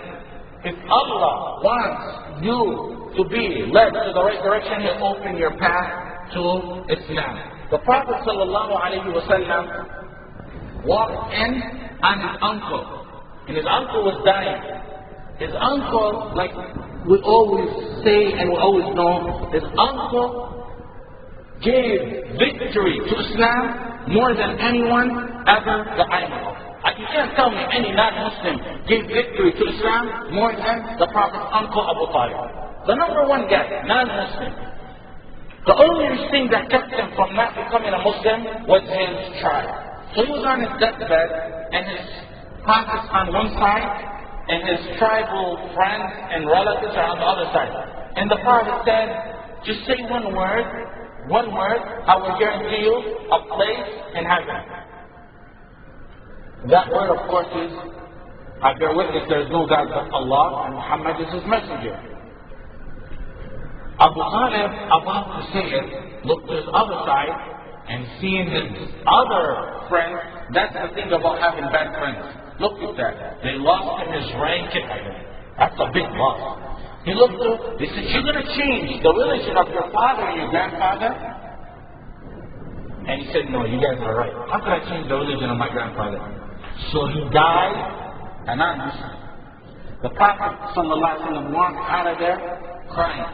And that's when Allah revealed, إنك لا تهدي من أحببت ولكن الله يهدي من يشاء وهو أعلم بالمهتدين.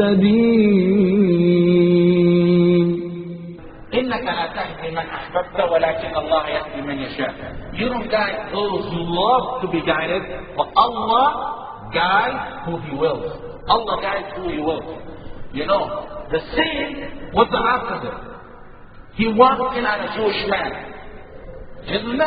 One of his neighbors. And his son was ill. The son, or rather his neighbor's son was ill. So he went to visit him. And the son, on his deathbed, the Prophet ﷺ said, say La ilaha illallah. Say there's no God but Allah. So you can go to heaven. So the father is there, and the son is ill. The son looks at the father. The father said, listen to him. Listen to Abu al-Qasim. That's the nickname of the father. Listen to him. So the guy, the young boy said, Ashhadu an la ilaha illallah. I bear witness there is no God but Allah and Muhammad is his messenger. He became a Muslim. The Prophet ﷺ left the room crying, but this time was crying out of happiness because he said, Alhamdulillah, thanks to Allah that Allah saved someone from hell because of me. You know, if you want happiness in this life, choose Islam. If you just want it for the sake of being happy in this life, you choose Islam. If you want it for the sake of the life after and this life, you choose Islam. Because alhamdulillah, we have the cures for all the problems of this world. Like I told you, when you live a life knowing no harm is going to happen to you, that's just a minor example of what Muslims believe. You know, when you believe in your heart that nothing can happen to you except by the will of Allah. How could you be depressed? How could you be sad? You live upbeat and you live high off of Islam and off of your religion. That's exactly what we are talking about. You know, Usayd ibn Hudayr and Sa'd ibn Mu'adh went to a young man, what's the name of the Sahabi in Medina? Mus'ab ibn Umayr. Mus'ab ibn Umayr sat Usayd ibn Hudayr and Sa'd ibn Mu'adh together and sat the time and explained to him something about Islam. Because first they went to kill him. Sa'd ibn Mu'adh and Usayd ibn Hudayr went to kill Mus'ab. They took their spears to kill him. They said, everyone's becoming Muslim. Let's get this guy. So he said, uncle, just sit and listen to what I have to tell you. And they said, you know what? You're right. We'll listen to what you have to tell us. If we don't like it, we'll kick you out of here. If we like it, we'll let you stay here. They said that all of them agreed. That's just. So they sat down and they began to listen onto Islam. And the last question to say to the Hudayr and Sa'd ibn Mu'adh asked was, how can I become a Muslim? The question was, how can I become a Muslim? The question that I got last night was similar to that. How does one become a Muslim? And you know, one of the sisters, I think she's with us today, and she did become a Muslim yesterday. And that heart melted to us, to all Muslims. And you know, the more rumors and the more lies that they spread out on Islam, the more powerful and the more it spreads. After September 11, everyone thought Islam, the spread of Islam is going to go down. What happened is it went skyrocketing up. What happened is before September 11, we had the poor and the unfortunate enter in Islam, which is the ones usually enter in Islam. After September 11, we have the educated and the very well-minded, the ones entering Islam, in addition to the others. It grew and grew more that the bookstores around us ask them. They can't keep up with the Islamic books that are around us.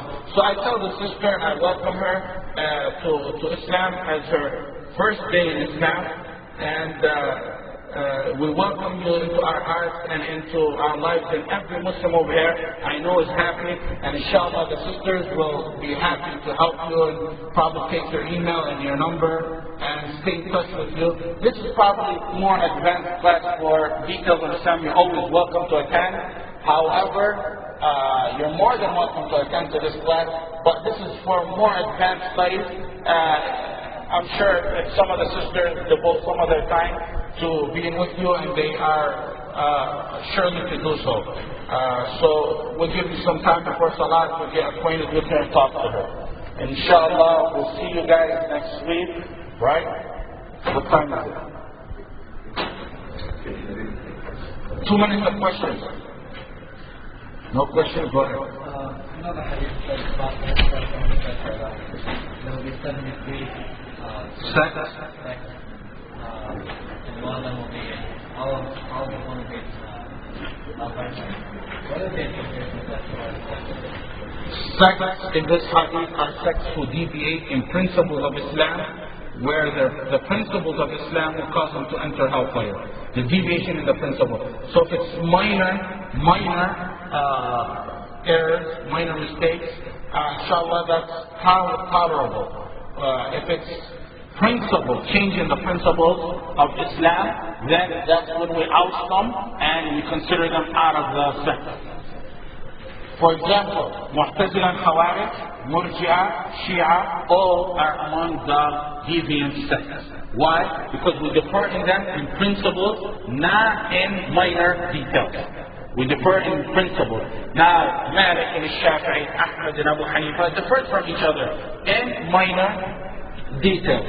These people, as soon as they went and changed the rule of Islam. That if you sin, you become a kafir. We took them out and we call them Khawarij. These guys went and said, everyone's a Muslim. Everyone on this planet is a Muslim to these Murji'ah. These guys took them out and we consider them another sect. The same with the companion cursors and the ones who hate the Sahaba radiallahu anhum. Some people, they take that to mean like Jama'at al-Tabligh and those Hizb al-Tahrir and those, they have their mistakes, but their mistakes are not mistakes in principles. They have their mistakes, and all of us have our mistakes, but that doesn't make them the 73 sects that enter hell, unless you can prove some kind of contact with one of these major groups. If you can prove a relationship, that they're just like, Murji'ah today, for example, they're the modernists. That's the new name for them. The modernists who are around here, as the Muslim, everything's going to be fine, and we just need to live in peace and interfaith and all that. Those are the modernists, the Murji'ah. So you tell me, modernists, I'll tell you they're one of the sects of the 73 sects. But just because we differ in minor issues, then that doesn't make us bad. Or, that we're among the 73 sects.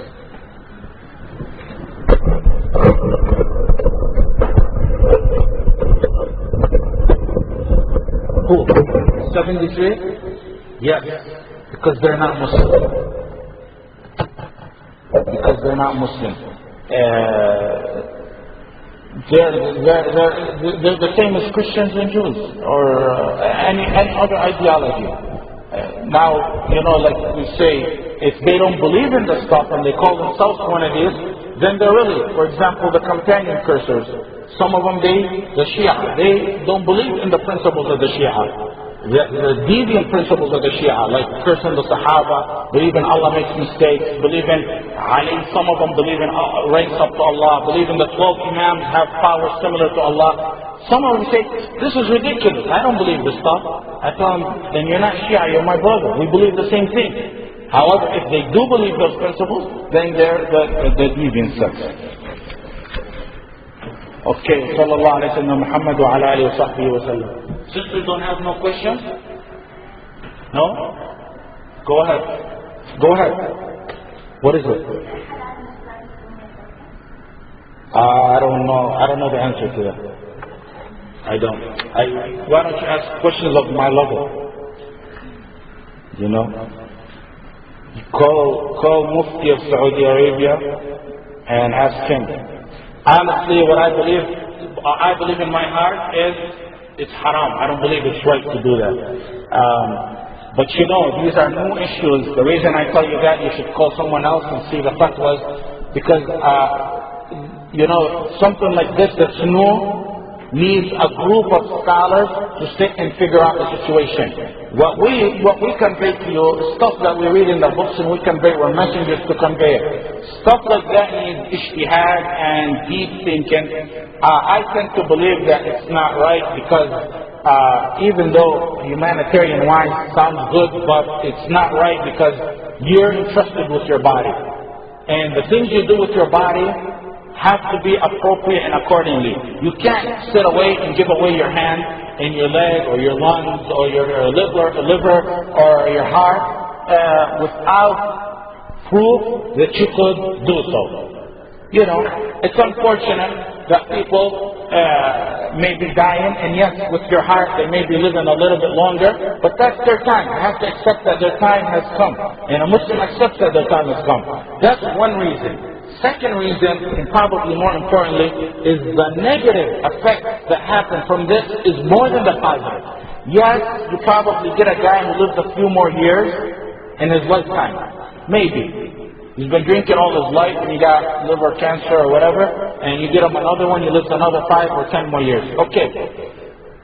Go to the third world countries and see that they started selling their body parts. Yeah, this guy's living longer. But what about the guys in the third world countries, the poor countries?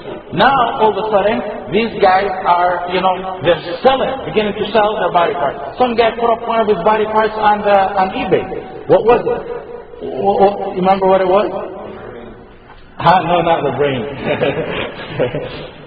So the negative that comes from this is more than the maslahah. Those are the two reasons that I personally believe it's not right to do that. I know in Azhar they made a fatwa, I read it, which they deemed it to be haram, but the Azhar plays around, you know. I heard after I heard they came around with another fatwa that they changed it, right? Yeah, I have a fatwa where they said it was haram totally, and that's right. Then they came up with another fatwa. Allahu A'lam, you know, needs more studying.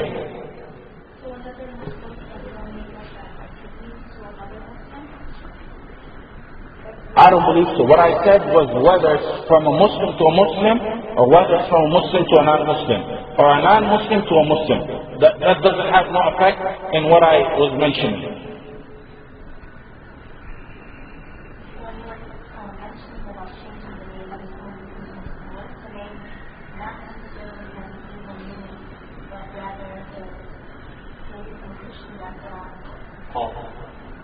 What's the call?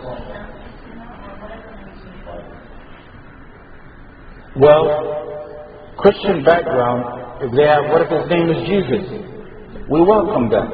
Isa, that's good. That's a good name. Musa's name is Moses. Is he Jewish? Do you guys think of him as Jewish? You know, that's the name of a messenger. So really, a lot of the Christian background, we respect it. Yes, we abrogated the details of their religion, but do we disrespect Isa? I believe him as a messenger. I'm not sure. Could you name me something that I don't know what would Paul mean? He was responsible for perverting Christianity after Isa was sent down. Perverting Christianity? Completely changed. From the original tenants, he was one of the people involved. To my understanding, I might be wrong, but he was one of the people involved in making Isa and that he's God and other things that really changed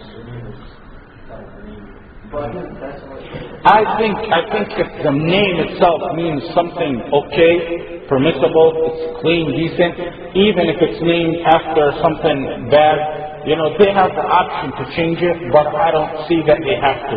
The only time they really have to is the name itself means something bad. No one named themselves Paul. It was their mom and dad who named them Paul. Does Paul itself mean something bad? Maybe there was a bad Paul or something that happened in the past. You know, I know many bad Ahmads. You think my dad named me after them? They could be named after someone bad, could be named after someone good. As long as the name itself is not something disrespectful and bad. And I think the Prophet ﷺ made them change their names because of the effect on that person.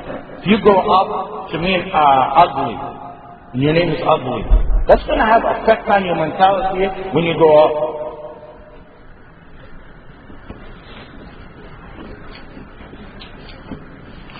So the rule basically is, if it's not haram, if it's not a haram name, like the slave of Muhammad in Afghanistan and probably Pakistan, you guys have that? Abd al-Rasul? You guys know Abd al-Rasul Sayyad?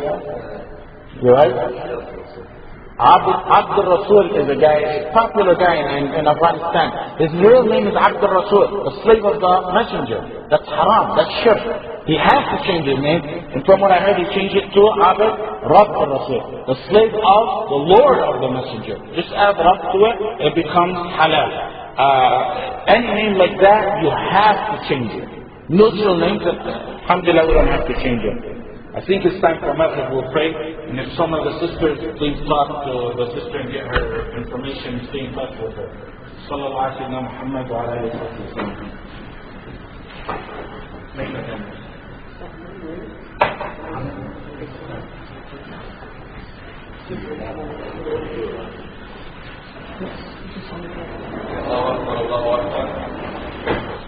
الله أكبر الله أكبر أشهد أن لا إله إلا الله أشهد أن لا إله إلا الله أشهد أن محمدا رسول الله أشهد أن محمدا رسول الله حي على الصلاة حي على الصلاة حي على الفلاح حي على الفلاح الله أكبر الله أكبر لا إله إلا الله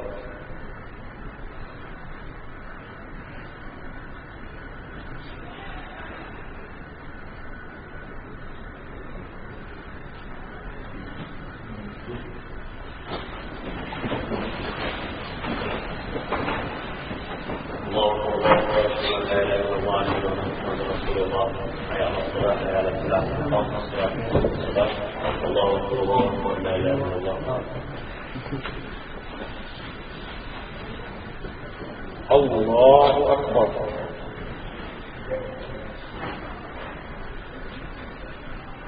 الحمد لله رب العالمين الرحمن الرحيم مالك يوم الدين إياك نعبد وإياك نستعين اهدنا الصراط المستقيم صراط الذين أنعمت عليهم غير المغضوب عليهم ولا الضالين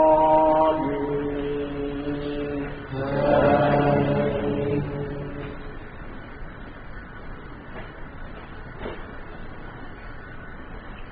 قل هو الله أحد الله الصمد لم يلد ولم يولد ولم يكن له كفوا أحد. الله أكبر.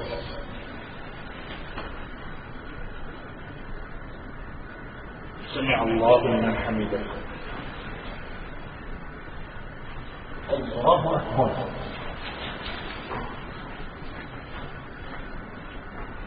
الله أكبر. الله أكبر.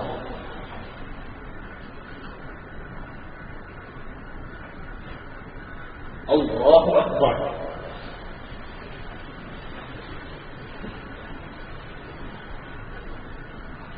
الحمد لله رب العالمين الرحمن الرحيم مالك يوم الدين إياك نعبد وإياك نستعين اهدنا الصراط المستقيم صراط الذين أنعمت عليهم غير المغضوب عليهم ولا الضالين آمين.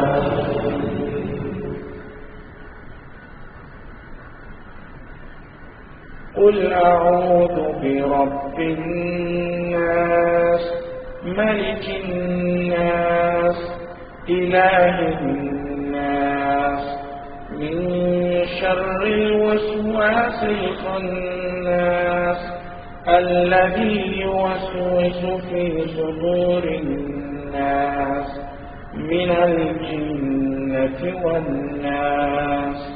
الله أكبر.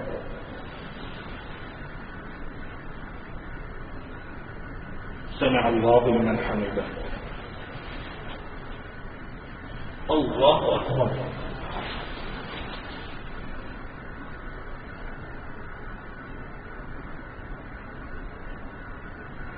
الله أكبر. الله أكبر.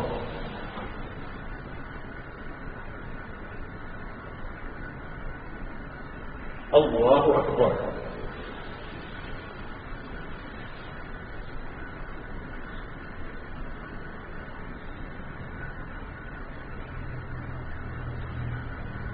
الله أكبر.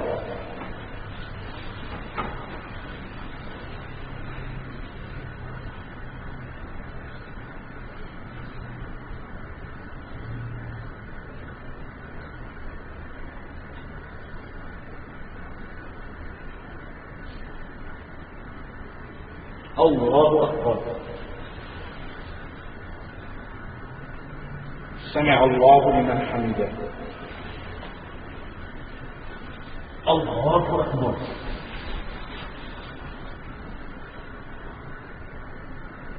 الله أكبر.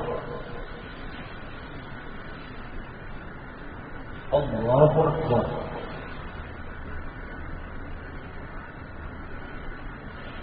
الله أكبر.